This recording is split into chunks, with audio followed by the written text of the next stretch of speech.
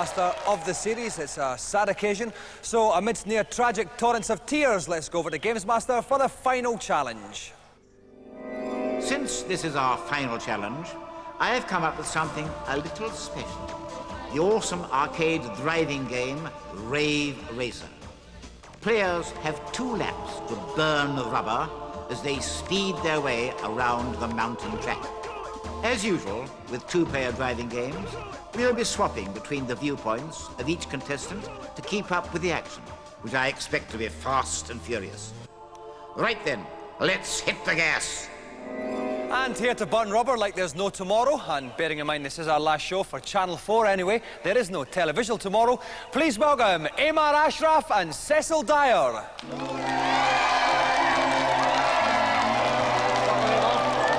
Welcome, Cecil. Now, Emma, you're obviously quite a big bloke. I'm not going to take too much mick out of you. You study fashion. That's right. And so give me a quick appraisal. Well, it's not bad. It's a bit bland. Bland, do you reckon? Yeah. I prefer the word classic, do you think? Just about. Nice cut, tapered legs in the bottom. It shows off those skinny legs of yours, yeah. Does it? Yeah. All right, fine. I might give you a kicking, actually, if you're not careful. Emma, not that I'd fancy my chances much, of course, to be honest. I am bald and wear glasses. He is large and muscle-bound. Cecil, now, you don't study fashion, obviously, but you do cook. Yeah, I do. What kind of stuff do you cook? Caribbean dishes, English dishes, anything you want, really. Do you eat quite a lot, then? Yeah, quite a bit, as you can see from the stomach. That's not for me to say, pretty Cecil. And you cut hair? Yeah, I can cut hair as well. Do you cut your own hair? I just wonder whether you maybe hid it deliberately behind that. No, I don't cut my own hair, and I didn't cut yours either, don't No, you didn't? Do you like my hair? Yeah, it's very good. Yeah? Could you do anything different with it, do you think? Just a little bit here and there. A little bit of hair here and there would be fantastic, actually. Pretty around the temples. We call it the Air Jordan. OK, well, I think basically I'm going to slap these 2 guys around a bit because they've been far, far too cheeky. At this point now, I would like you both to take your positions at the machine, and I'm going to go up and have a chat to my wee pal Derek. As I said, Mr. Lynch, fine employee of Funland, has helped me out with this one. OK, Derek, give us some tips. OK, the trick here is to get in the opponent's slipstream right up behind the car to gain speed. If you're behind, yeah. That's right, if you're behind.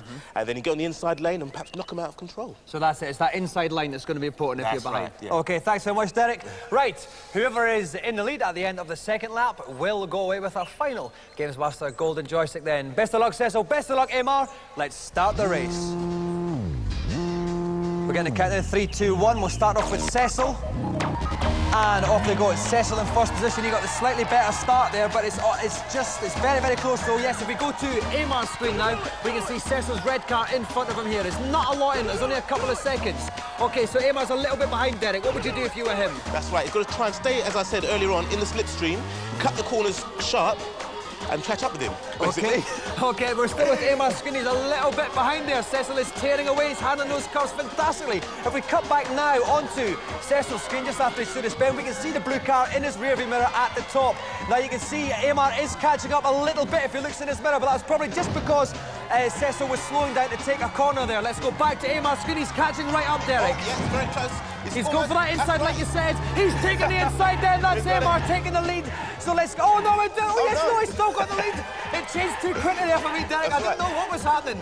So it's still Amar in the lead. We're still at Amar's now. Let's go back to Cecil's screen. You can see Amar in front of him. Now Cecil's going to have to do some of the slipstream stuff, Derek. Right to the slipstream. Oh, he's got him again. And he has on the inside once again. Oh, no, he's lost it again. Oh, he's lost it. This is changing more than the weather. OK, so we're with Cecil just now. He is behind him at this point in time. And he's off now. He's going to go down to the lower screen here, Derek. That's right. What's this? He's fallen off the mountain and onto another track, but he can catch up if he can drive fast enough. OK, but he will probably lose some time here. Yes. OK, here he comes. He's back on the normal track. We can see right in front of him, there is Amar. So he hasn't lost that much time. He's been driving well, Derek. That's right. Well, one of the computer control cars are in the pink, but he got past him easily. So we're still with Cecil. Amar is still ahead. We're on the 2nd lap, about halfway through. Bit of a spin there from Cecil. That's not going to help him. Amar is still streaking ahead and is running about 2 or 3 seconds in the lead. Over to you, Derek. OK, here it's coming to the edge of the mountain here. Oh, he's doing well. Straight into the tunnel. Took that well. He needs critical skill of braking on the corners here. This is it. He can't afford to put a foot on a pedal wrong now, Cecil. He's just behind him, though. We're coming up. There's not much longer to go until we're at the end of the 2nd lap. And they're just coming up there. You can see the checkpoint. That's the finishing line up there. It's still Amar. Amar takes the challenge!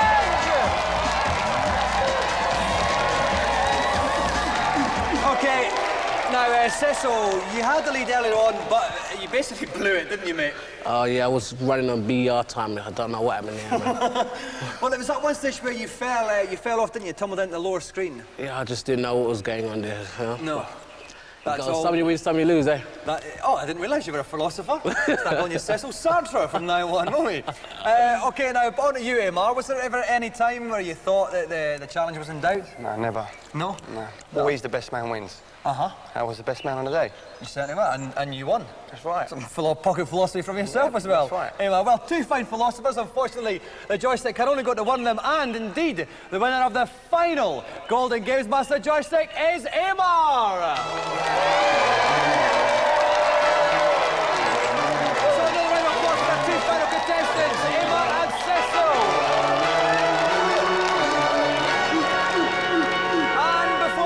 Send the final curtain crashing down on this fine piece of television action. Let's take one last look at a feature.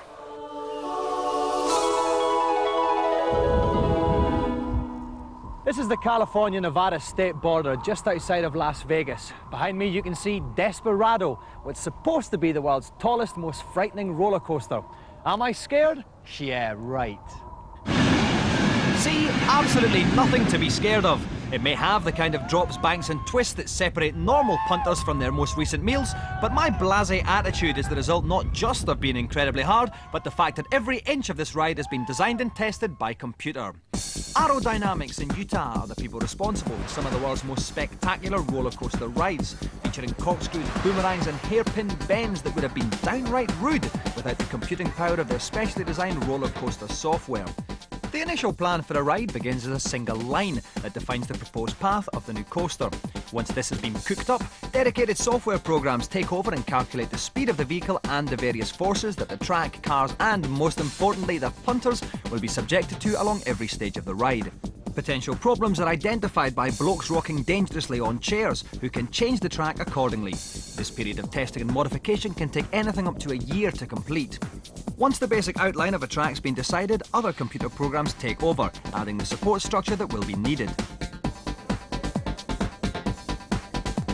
Eventually, a detailed 3D image of the ride is produced, allowing the Aero designers to ride the virtual coaster before the real one is even built. The software involved has created a revolution in trouser-tightening roller coaster design. But the biggest and baddest of them all is this, the Desperado. OK, so it's 5,900 foot long, and yes, it does feature the single largest, fastest drop in roller coaster history, but secure in the knowledge that every nut and bolt involved had been painstakingly tested by the computers, it was no wonder that I was super cool. 4 Gs of pressure, speeds of up to 95 miles an hour, and a 295-foot drop that I'm just coming up to. This is why, A, I'm not wearing my glasses because I'd rather they weren't welded to my face by the time I got off, and B, I have not had any breakfast. I would just like to say at this point, Mum, I love you.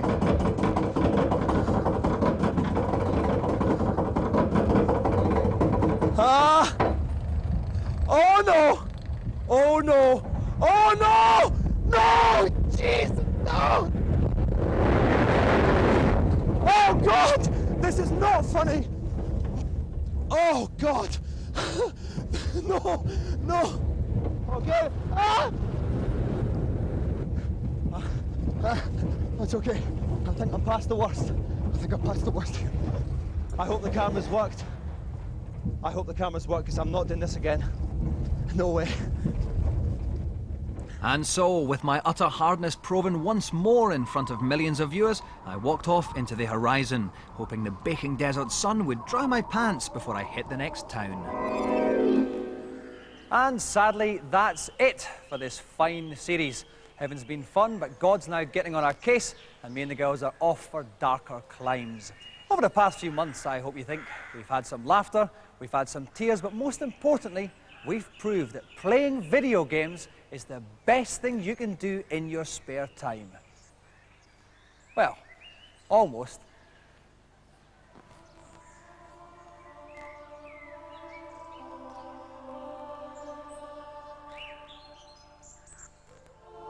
Goodbye, one and all.